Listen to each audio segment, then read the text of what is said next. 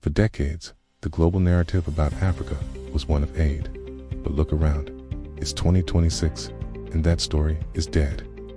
Today, the world's superpowers aren't looking to give handouts, they are competing for seats at the table.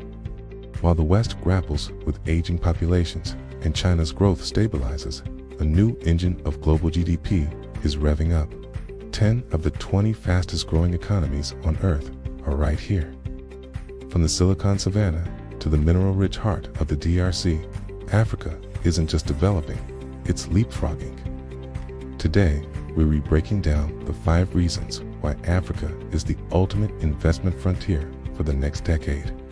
Imagine a market of 1.4 billion people with no internal borders. That is the African Continental Free Trade Area.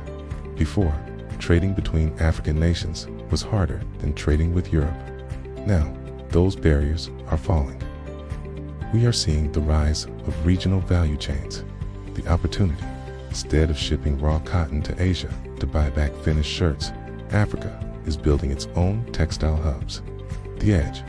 For investors, this means scale. You aren't just investing in Rwanda or Ghana.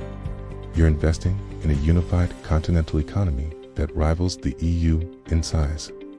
Here is a statistic that should change your perspective.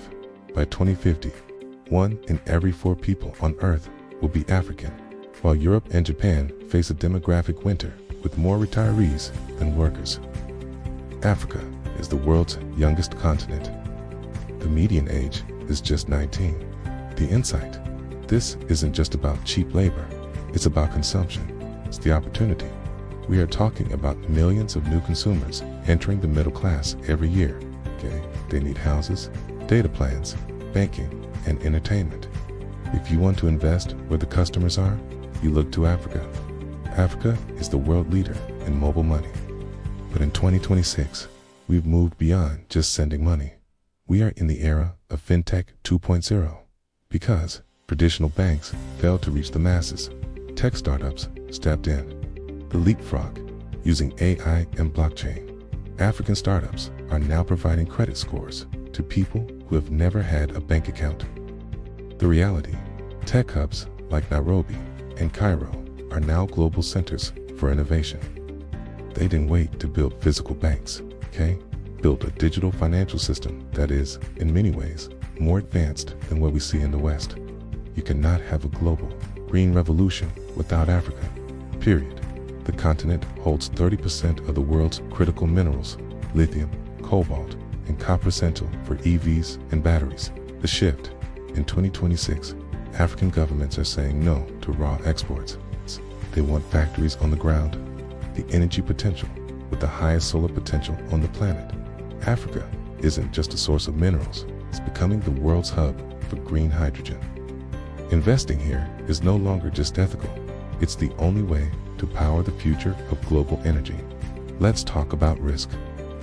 People often say Africa is too risky, but in 2026, the numbers tell a different story. Governments across the continent have pushed through massive reforms, stabilizing currencies and removing subsidies. The perception premium, because many people think it's risky, assets are undervalued. Professional investors call this the perception premium, the ROI, if you do the homework.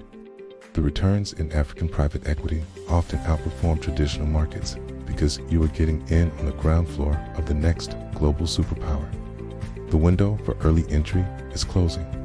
From tech to trade to green energy, Africa is the frontier where the 21st century will be defined. The question isn't whether you should invest in Africa, it's whether you can afford to wait. What do you think is the biggest hurdle for African investment? Let's discuss in the comments. Don't forget to like and subscribe for more deep dives into the global economy.